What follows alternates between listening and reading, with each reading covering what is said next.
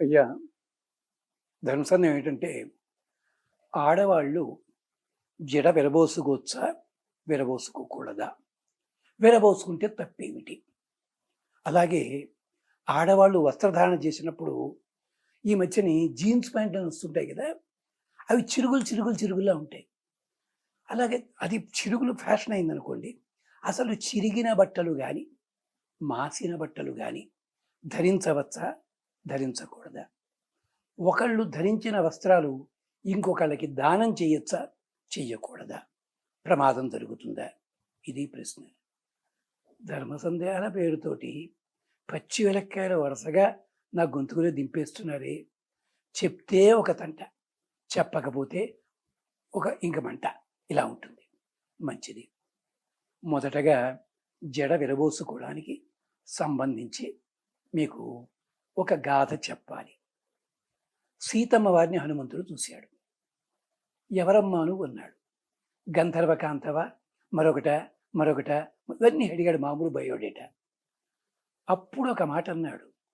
అమ్మా, ఇంత సౌందర్యంగా ఉన్నావు, జడ విరబోసుకునున్నావు నువ్వు అంటే భర్తకి దూరం అయ్యావా నువ్వు? లేదా భర్త మీద కోపం వచ్చిందా నీకు?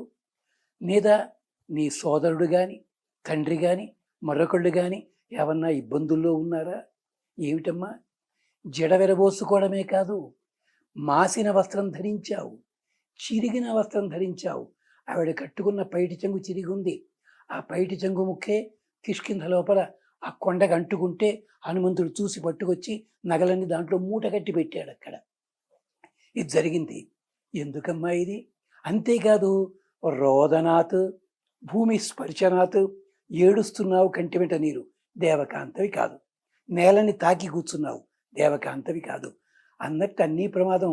జుట్టు విరబోసుకున్నావు, విరబోసుకున్న జుట్టు పాదాలకి తగులుతోందమ్మా.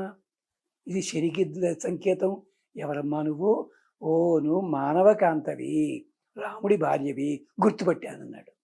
అంటే జడ విరబోసుకుంటే మిగిలిన పక్కన ఇట్టే పెట్టండి. భర్త మీద కోపం వచ్చిన వాళ్ళు జడ విరబోసుకుంటారు అని అక్కడుంది.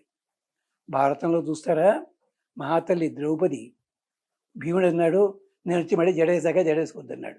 సరే సంతోషం, భర్త మాట వింది జడ వేసుకుంది.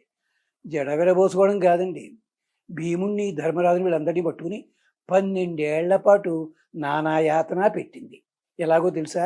రోజుకు పొద్దున్నే రావడం, ఇప్పుడు హెయిర్ స్టైల్ ఇలా అనుకోవడం వాళ్ళ ముందు. అంటే నీ వల్లే కదా నాకు ఈ ప్రమాదం జరిగింది అని చెప్పి. దీనికి తిరుపతి వెంకటగౌలు పాండవోద్యోగం నాటకం రాస్తూ దాంట్లో చోట కృష్ణుడు రాయబారానికి ఎడుతున్నాడు. రాయబారానికి ఎడుతుంటే అక్కడ ద్రౌపది కోసం ఒక డైలాగ్ రాశారు. ఏమిటో తెలిసిన, అక్కడ బ్రాకెట్లో ఉంటుంది. ఏమిటది? ద్రౌపది తన కుళ్ళను ముందుకు ఇలా జారవిడిచి, కృష్ణ అన్న నీవేగుతుంటివా అని డైలాగ్ మొదలవుతుంది. చాలామంది యాక్ట్ చేసేవారు కాదు, కానీ కొందరు చేసిన వాళ్ళు చూసాం మేము. ఎందుకని? ద్రౌపదీదేవి వేళాకోళం చేసిందే. ఇలా జడ ముందుకేసుకుని భీముని వెళ్ళని చూసి, ఓహో ఇంతలు చేసి పోనడచి అక్కడ పుత్తెంతురే, ఒకప్పుడు ఈ వెంట్రుకలే కదా ఆ దుశ్శాసుని చేతికి తగిలి ముక్కల కింద మారాయి. అవును కానీ నీకు నీలాంటి వాడు అన్నయ్య ఉండగా నాకు గతి ఏమిటయ్యా అంది ఉద్యోగ పర్వంలో. గమనించండి. అంటే జడ విరబోసుకోవడం దేని సంకేతం అనమాట? మొగుడి మీద కోపం వస్తే ఒకప్పుడు పూర్వకాలపు స్త్రీలు చేసేవారు. అంటే ఫ్యాషన్ తప్ప అండి? అమ్మా, ఫ్యాషన్ కోసం ఒక అమ్మాయి చేసిందమ్మా. ఎవరో తెలుసా? పద్మావతి. కంగారు పడకండి, ఏదో తిరుపతి కథ ఏమో. ఆ పద్మావతి కాదండి, ఉగ్రసేనుడి భార్య పద్మావతి. పెళ్ళయ్యి పుట్టింటికి వెళ్ళింది. పుట్టింటికి వెళ్తే చెలికెత్తలు ఆడటం లేదు. చెలికెత్తలు అన్నారు, పెళ్ళైపోయింది, నువ్వు మాతో ఏం ఆడతావు అన్నట్ట. అంటే ఏం చేయాలి? పెళ్ళి కాని ఆడపిల్ల వలె నువ్వు చక్కగా అలంకరణ చేసుకురా. అందుకని ఆవిడ వేళ్లాడుతున్న పూలమాలలు, వేళ్లాడుతున్న జడ వేసుకొచ్చి ఆడుతోంది. పైనుంచి విమలుడనే రాక్షసుడు పెడుతున్నాడు. ఈమె సౌందర్యాన్ని చూసి మోహించి ఉగ్రసేనుడి రూపంలో వచ్చి ఈమెను చెరిచాడు. గుర్తుపట్టింది, శపించబోయింది. నవ్వాడు విమలుడు. మూర్ఖురాలా, ఎప్పుడైతే పెళ్ళి అయిన ఆడదానివి మొట్టమొదటి తప్పు చేశావు, జడ విరబోసుకున్నావు కదా, కాస్త గాల్లో కలిసిన పాతివృత్యం, కానీ దుఃఖపడ్డావు కనుక ఒక కన్సెషన్ ఇస్తానన్నాడు, ఎగ్జామ్షను. ఏమిటది? మీ ఆయనకి పుట్టే కొడుకు తనవాడు కాదని తెలుసున ప్రేమగా చూసుకుంటాడు. వాడే కంసుడు. గమనించండి, భాగవతంలో కథ ఉంది, హరివంశంలో కథ ఉంది. చూడండి ఈ ప్రమాదాలు.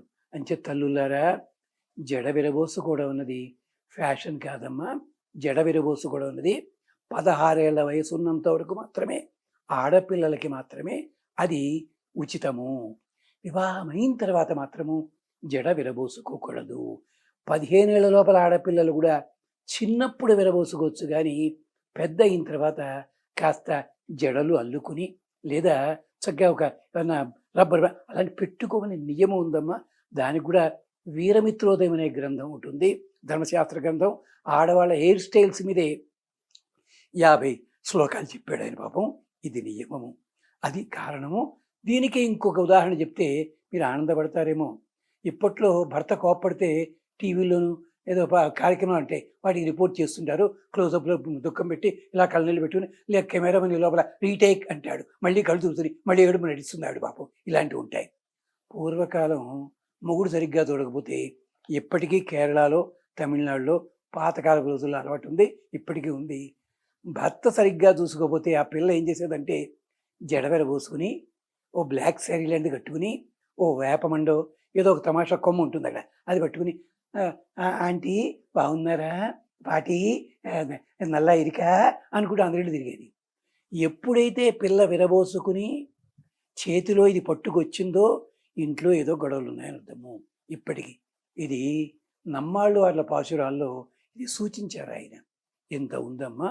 అంచేత దయచేసి ఏకాంతంలో ఉండగా, భర్త ఎదురుకుండా ఉండగా నాసుక చేయగని మరుడే దాసుడు కాడ ఈ పాటలు పాడుకోండి, మీ ఇష్టం. 3 జళ్ళు వేసుకుంటారు, 10 జళ్ళు వేసుకుంటారు, లేకపోతే డ్రైవర్ పోసుకుంటారు, ఏం మీ ఇష్టం వద్దంటే లేదు. కానీ దయచేసి పూజలు చేసేటప్పుడు, బయటికి వెళ్ళేటప్పుడు క్షమించాలి. మనం ఉద్యోగాలు చేస్తున్నాం, ఒక పదవిలో ఉంటాం, అలాంటప్పుడు ఇలాంటి హెయిర్ స్టైల్స్తో ఉండకూడదని నియమం ఉంది, గమనించండి. ఎక్కువ మాట్లాడితే ప్రమాదము. ఒక ప్రభుత్వాధికారిని ఢిల్లీలో చాలా మంచి పనులు చేసింది ఆవిడ ఒకప్పటి రోజుల్లో. ఎప్పుడు 1970 ప్రాంతాల్లో. ఆవిడ పొరపాటున ఒకసారి ఒక సభకి జడ విరవోసుకుని వెళ్ళింది. వెంటనే అక్కడ అధికారి ఆమెకి నోటీస్ ఇవ్వడం జరిగింది. ఇది 65-70 ప్రాంతాల్లో జరిగింది. న్యూస్ పేపర్లు. అక్కడ గౌరవంతో ఉండి, నువ్వు నీ ఇంట్లో ఉంటే అభ్యంతరం లేదు, అధికారినివి గుర్తుపెట్టుకో. అంచేతక్కి అలాగే మొగాళ్ళు కూడా కేశములు ఉన్నాయి, అడ్డగోలుగా దుట్టేసుకుని ఇంటర్వ్యూకి వెళ్ళండి, వాడు గెట్అవుట్ అంటాడు. లేకపోతే ఉద్యోగం ఇస్తే ముందు బార్బర్ని పిలిచి హెయిర్ కటింగ్ చేయించురా అంటాడు పని పట్టుకుని. నియమం ఉందమ్మా. ఇది ఆడవాళ్ళకే కాదు, మగవాళ్ళకు కూడా ఇది నియమము కాదు. ఆఖరికి తమ్ముదో దాన్ని చెప్పా, టైప్ రైటింగ్ పుస్తకంలో కూడా ఉంది. ఆడవాళ్ళు వేళ్లాడుతున్న జడ కాదు ముడి వేసుకోవాలి, వేళ్లాడుతున్న జుట్టు కాదు దాన్ని.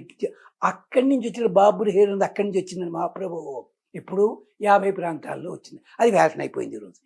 ఏం చేస్తాం, సంతోషం.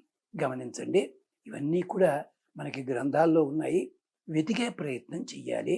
ఇంకా ఏమన్నా అయితే కొన్ని మ్యాగజైన్స్, నార్త్ ఇండియా మ్యాగజైన్స్లో ఒకప్పటి రోజుల్లో ఇలాంటివన్నీ కూడా సైంటిఫిక్ రీజన్స్తో వ్యాసాలు పడేవి.